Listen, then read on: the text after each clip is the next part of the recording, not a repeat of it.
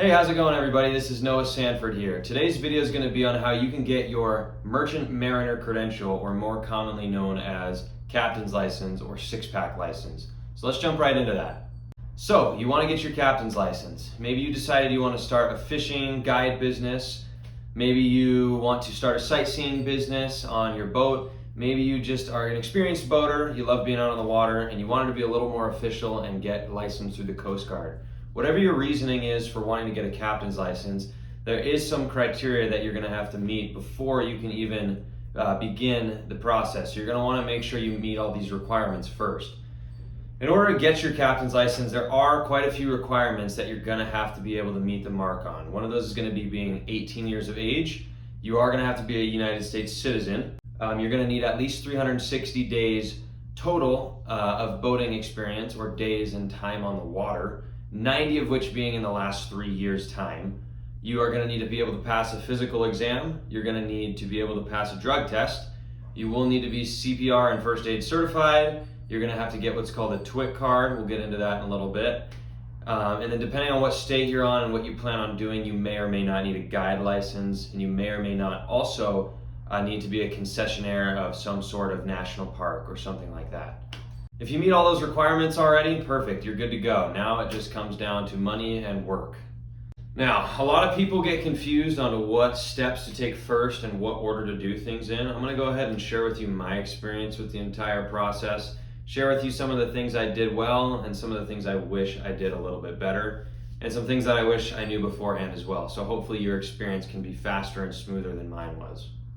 Now, what a lot of people don't realize is this is kind of a two-step process. Now, really, it's like a 15-part process, but there's two main parts. The first part is going to be getting all of those requirements that I listed a minute ago, getting all that stuff done, submitting it off to the Coast Guard. The second step is going to be actually taking that Coast Guard approved examination and course. Now, it's extremely important, if you want to get this done in a timely manner, that you go ahead and do all those first steps first before you take any sort of course or examination. The reason for this is because the Coast Guard typically takes anywhere from 90 to 120 days plus just to look at your application, look through everything, make sure everything is correct and approve you, to then go ahead and see if you've taken a course and if you've passed it. What a lot of people mess up on is they'll go ahead and start one of these courses, spend several weeks or months on it, finally finish up, take all their tests, and think they're done, just to realize that they still have to submit all this stuff to the Coast Guard and then wait several months after that just to get their credential. Let's go ahead and talk about the first part of that equation, getting all that stuff done and submitted to the Coast Guard, so that way you can use that 90 to 120 day approximate waiting time to take your course and take your exams. So obviously the first steps are going to be being 18 years old and being a U.S. citizen. You got to have those requirements. If you don't meet those requirements, you're just not going to get a Coast Guard license. It's not how it works. Moving on from that, this is probably the most difficult step for most people. It's having 360 days minimum of time on the water, 90 of which being in the last 3 years, right? Now, I'm only 20 years old, right? So a lot of people might look at me and say, how does this guy have 360 days of experience on the water? And I forgot to mention, that's from the time you're 16 and older, right? So when you do the math there, now I'm almost 21 now, but when I submitted this, I was only about 20 years old, just barely. That's an average of being on the water for a day every 4 days, right? Since the time you're 16 years old. A lot of people might look at that and say, that kid totally lied. How did he get approved for that? Now, I'll tell you, the reason how I got so many of those days on the water is, one, my father and I are avid bass fishermen. We are literally on the lake probably at least 3 or 4 days a week. For anywhere from 4 to 12 hours on the lake. Now, one thing I should mention is a full day on the water counts as one session on the water in one 24-hour period of a minimum of at least 4 hours on the water. So if you go out in the morning time and come back, and then let's say you go back out in the evening time, that still only counts for 1 day. Okay, so 1 day is only in a 24-hour period. Now, like I was saying, a lot of people might look at me and say, well, how did I get so many of those hours, right? Like I said, huge bass fisherman. My dad and I were out on the water all the time. And the other thing too is, when I was in high school, the last half of my junior year of high school, as well as my entire senior year of high school, were all online, right? Usually your average day was only 2 or 3 hours of pretty easy online school. So I had a lot of free time. And so I would take our boat out realistically probably at least 3 to 4 times a week. There were days I'd go out for every single day. I mean, there probably wasn't a week where I didn't go out on the water at least twice from the time I was 16 to 20. So that's how I got all my boating experience. I was lucky to get it that way at that young of an age, but I see how this could be a difficult step for many people. Now, you definitely don't want to lie on your application and say that you have 360 days of experience, even if you don't. You could face prosecution for that. They do look into it. You want to stay completely true on that. There's 2 ways you can go about documenting your sea service. One is going to be being on somebody else's boat and having the owner or the captain of that boat sign off on your documented sea time for you. The other way is going to be showing proof of ownership of your own boat or vessel. That's how I went about it, because my dad and I obviously own several boats. And so I just went ahead and submitted all the proof of ownership, the titles and insurance statements and everything like that to show that we own the boats.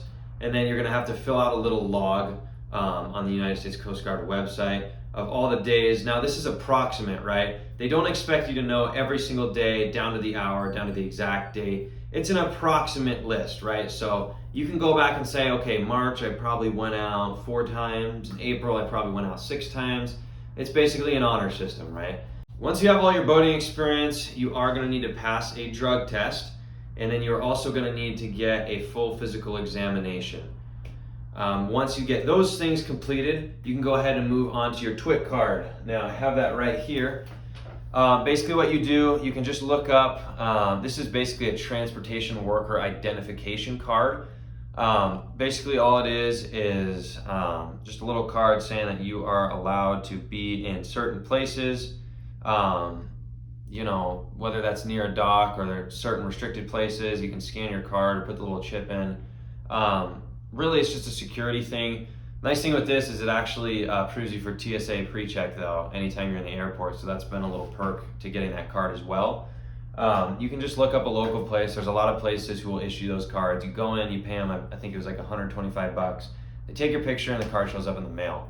After your TWIC card, there are going to be a couple other steps depending on where you live, right? You're definitely going to want to look into what state you're in and what the requirements are for what you plan on doing with your captain's license. For example, I'm a fishing guide on Lake Mead, Willow Beach, and Lake Mojave here, right outside of the Las Vegas, Nevada area. And that entire area there is a national park, right? And so I actually had to go through the National Park Service and get what's called a CUA, which is a commercial use authorization permit. Basically, it means you have to be a concessionaire of the park because you're doing business in a national park recreation area. Now, you may also need a guide license too. If you plan on doing sightseeing, tours, fishing charters, anything like that, odds are you're probably going to need a guide license as well. Where I guide, it's reciprocal waters, so it's a state boundary water, so it's half Nevada, half Arizona. One or the other works for where I'm at. And so I went ahead and went to the Arizona Game and Fish Department and got myself a guide license as well. I had to do some studying and take a test to get that as well. So depending on where you're at, you're going to want to look into those other little things as well. After that, you are also going to need a first aid and CPR certification. I went ahead and just did it all online through a place called Emergency University. You can see it right there, the certificate of completion. It wasn't too hard. Everything was online. I would say the entire thing for the first aid as well as the CPR took maybe 5 or 6 hours to do, start to finish, total amount of hours. You go through several hours of courses, and then I actually did a Zoom meeting with an instructor and demonstrated all the CPR and everything that I learned through a camera. It was kind of funny, but it was efficient in the way they did it, and I would recommend them. It's easy enough for me. You do have to get this updated every 2 years as well. Once you get all that out of the way, you can go ahead and submit your application. Now, one thing that totally saved my butt is I went ahead and went through Diamond Marine Services. I read about them online, heard a lot of great reviews. This is not in any way a paid endorsement whatsoever. I paid full price for their services. I just highly recommend them because I had a great experience and it sped up my process and made everything way smoother and faster. What they do is they go ahead and give you what's called a roadmap when you sign up. It was $300, absolutely the best $300 I spent this entire process. They lay all this stuff that I just went over with you out on paper. They give you everything you need to do. They show you what order you need to do it in. They're always there on the phone. You can call them if you have any questions. As I was going through the list of all this stuff I just talked about, I think I called probably at least 4 or 5 times with several different questions. I would highly recommend their services because they lay everything out for you, show you how to do everything. It's $300. They go ahead and actually submit all this stuff to the Coast Guard for you once you complete it all. So basically they give you a little online portal with all the sections, right? Your physical, drug test, first aid, CPR, TWIC card. Once you get all those things knocked out, you can upload PDF documents on there, and then they go ahead and send all that stuff to the Coast Guard once you complete everything for you. You don't have to worry about it. All you have to do is pay them the $300. They tell you what to do. You go knock it out and do it, and they submit everything for you. Highly recommend their services if you're looking into doing this. Now, like I said, the biggest thing, doing all that stuff before you even think about doing the course and the examinations, right? That's the part I messed up on. I went ahead and started my course and examinations not knowing that I needed to do all this other stuff first. Got about 50 or 60% through my course, and that's when I realized, after doing a little more research online, that you have to do all this stuff and submit it to the Coast Guard first. That's when I heard about Diamond Marine Services. That's when I went ahead and did everything. It still worked out okay for me because I put the course on pause. I submitted all my stuff to Diamond Marine Services. They submitted it out. I think it took about 90 days for the time that I submitted to get approved through the Coast Guard. So you're looking at least 3 months typically. So it's really important that you get this stuff submitted if you want to get your course done and everything completed in a timely manner. Now, in regards to the course, I went ahead and used Mariner's Learning System. They're an online course. When I looked up, how to get my captain's license and everything, they were the top rated ones online. There are some in-person courses as well, and I know there's a few other online places that offer the courses as well. Like I said, I went through Mariner's Learning System. I didn't have a problem with it. Their software was really straightforward. All the learning material was very easy to understand. Now, in regard to the actual course, it's broken up into 4 sections, and then there's also 4 exams that you have to take. I'm not going to go super in-depth into it, but basically how it works, there's chart plotting, there's navigation general, there's deck general and safety, and then there's the rules of the road section. Like I said, broken up into 4 sections. For the chart plotting and the rules of the road, when you get to your final exam, you are going to need at least a 90% or better. So these are the ones that I highly recommend studying the most on. The chart plotting was pretty easy for me.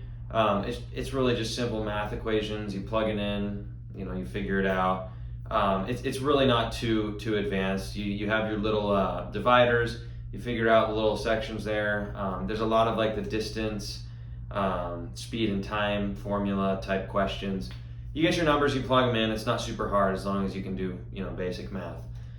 Moving on to rules of the road, that section is all memorization, right? This is the section that most people say that they struggle the most with. It wasn't too hard for me just because I really hammered in the study time on this one because I knew that it was going to be tough for me because of all the memorization. There's a lot of very little details and stuff and questions that are difficult. A lot of very specific stuff in there. So you're definitely going to want to spend a lot of time studying that. The deck general safety and the navigation general, those 2 weren't super hard. And the nice thing with those as well is you only need a 70% or better to pass on those 2 exam sections. I'd still take your time and study up on them, but I wouldn't say they're as difficult of questions or things to remember as rules of the road.